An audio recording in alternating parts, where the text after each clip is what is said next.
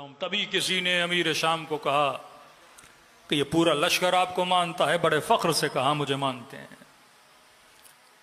तो बताने वाले ने कहा नहीं, कि ये लश्कर आपके साथ है क्योंकि आप माल दे रहे हो। अमीरुल मोमिनीन नहजुल बलागा का खुतबा मालिक अशतर।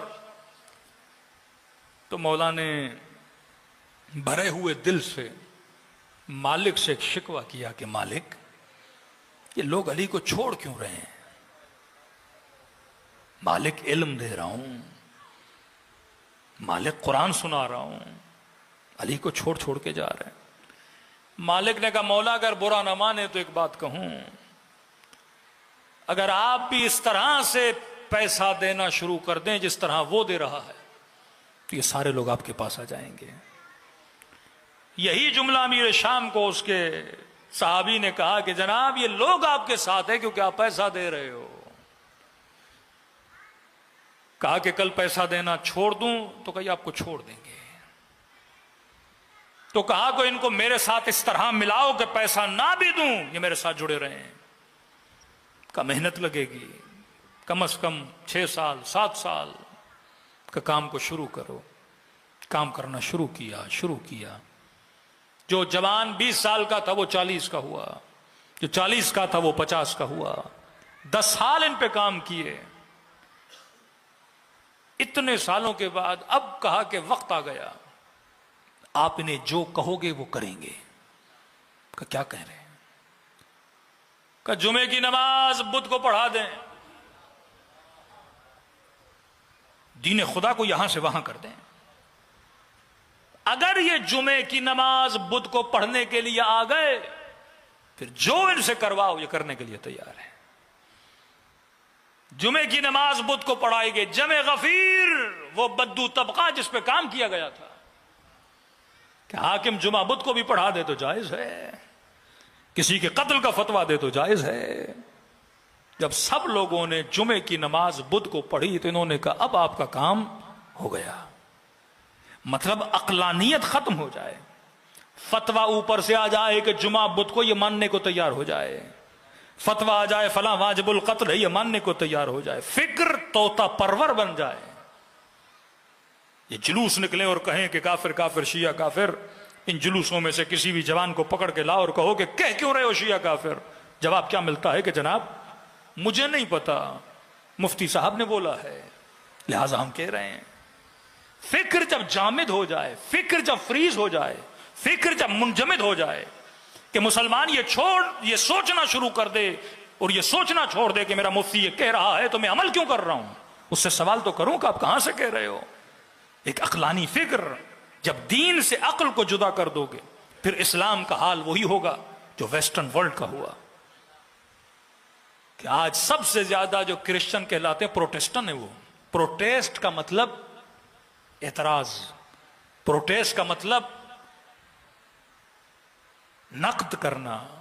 जब इन्होंने अपने पादरियों पे नक्द करना शुरू कर दिया, तनकीद करना शुरू कर दी कि आपके कैसे काम है, हम इनको मानने के लिए तैयार नहीं है, तो पादरियों ने कहा कि आप क्रिश्चियनिटी से खारिज हो, निकल गए हो।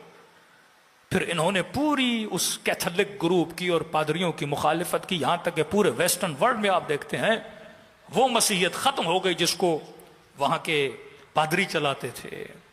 आज इस्लाम से जवान निकल के कोई लिबरल बन रहा है, कोई कम्युनिस्ट बन रहा है, उसी फिक्र मुतशद्दिद की वजह से कि जिस फिक्र में इस्लाम नहीं पाई जाती। मैं बारहा यह वाकया सुना चुका हूं कि जब अफगानिस्तान में किसी 18-19 साल के जवान को जो खुदकुश बम्बार्डमेंट बन के जैकेट पहन के मस्जिदों में और मुसलमानों के चीथड़े उड़ाने के लिए बाहर निकला और जब इसे पकड़ा गया, इसकी जैकेट उतारी गई और जब इसके जेबों की तलाशी ली गई तो इसके जेब से 2 चम्मच निकले। पूछने वालों ने कहा कि आप तो खुदकुश के लिए आए थे, ये चम्मच का? मुफ्ती साहब ने कहा था कि शहादत के बाद पहला डिनर रसूल खुदा के साथ होगा, लिहाजा हम चम्मच लेके घूम रहे हैं। फिक्र बशर जब मुंजमिद हो जाए कि जो मैं कर रहा हूं क्यों कर रहा हूं, यह फिक्र किसी बुत परस्ती से खाली नहीं है। याद रखिए, अगर इबादत में अक्ल नहीं तो इबादत भी किसी बुत परस्ती से ज्यादा कम नहीं है। करबला में जो इमाम हुसैन के मुकाबले में नमाजें पढ़ रहे थे, क्या इबादत खुदा थी, बुत परस्ती थी? इबादत है तो हुसैन की इबादत है, जिसमें फिक्र पाई जाती है, जिसमें अक्ल पाई जाती है। अभी माह मुबारक रमजान निकला, वल्लाह अपनी नस्लों को बताइए कि जनाब ये इबादत कर रहे हो, 5 मिनट के लिए सोचो कि इस इबादत का फलसफा क्या है। वो मकतब अहले बैत जो मकतब अक्ल था, मकतब फितरत था, सबसे बड़ी अट्रैक्शन शियत की क्या है कि शिया रीजन पे बात करता है, शिया अक्ल पे बात करता है, शिया एविडेंस पे बिलीव रखता है। यह नहीं कि किसी किताब में कोई हदीस आ गई अब उस पर सोचना नहीं है, समान व ताअतन मैंने मान लेना है। कि जबकि बुखारी का लिखने वाला अपने मुकदमे में लिखता है कि 1 लाख हदीसों को छान कर ये चंद हजार हदीसें मैंने जमा की है। कि जनाब फिर इन चंद हजार हदीसों की गारंटी क्या है कि 100% सही है? डाउट क्यों नहीं देते कि कोई हदीस गलत भी हो सकती है? कि एक इंजीनियर साहब हैं, कहते हैं कि मैं किसी बाबे बाबे को नहीं मानता। मैंने कहा ये 2 बाबों को मानता है, किसी बाबे के 2 बाबों को मानता है कि इन किताबों में जो आया वो सही है। शिया ने कभी भी कदगन नहीं लगाई कि हमारी जो किताब है उसमें जो हदीस है सही है। ये रसूल खुदा के खिलाफ जो सलमान रुश्दी ने किताबें बनाई, ये हदीसें कहां से निकाली गई?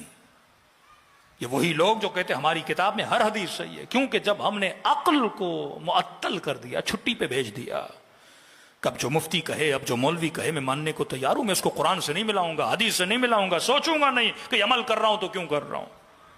वहाब कल्बी इमाम हुसैन के पास आए अक्ल अबी अब्दुल्लाह हुसैन की वजह से। मैं समय तमार ने बाजू कटवा दिए, जबान कटा दी, पर अली को नहीं छोड़ा, क्योंकि यह मकतब अक्ल था। हुज्र इब्न उदय अपने 7 साथियों के साथ शहीद हो गया। यहां तक कहा कि हुज्र जिंदा जला देंगे, अली को नहीं छोड़ूंगा। का बदन के टुकड़े टुकड़े कर देंगे, अली को नहीं छोड़ूंगा। का तुम्हारी नजरों के सामने तुम्हारे 2 जवां बेटों को कत्ल करेंगे, अली को नहीं छोड़ूंगा। का इरबन इरबा वजूद के टुकड़े टुकड़े कर दो, अमीरुल मोमिनीन को नहीं छोड़ूंगा। इतनी मजबूती वहां होती है जहां अक्ल मजबूत हो। अल मोमिन का जबल और रासिख, मोमिन का अकीदा पहाड़ से ज्यादा मजबूत होता है। और कमाल कर दिया हुज्र ने, जब आगे बढ़े और सर कलम करने लगे, का एक गुजारिश है, का कहो क्या है, का मुझे मारने से पहले मेरे बेटों को कत्ल करो। कहा तू कैसा कसीयुल कल्ब बाप है। बाप तो दुआ करता खुदा मर जाऊं, बेटे का मरना ना दिखाना। तू नजरों के सामने बेटों को मारना चाहता है। का मसला बेटों की मोहब्बत का नहीं, मसला अली की मोहब्बत का है। का क्या मतलब? का खौफ है कहीं मुझे मरता हुआ देखें, अली को छोड़ न दें, पहले इन्हें जन्नत भेजूंगा, फिर मैं अली की मुलाकात के लिए जाऊंगा।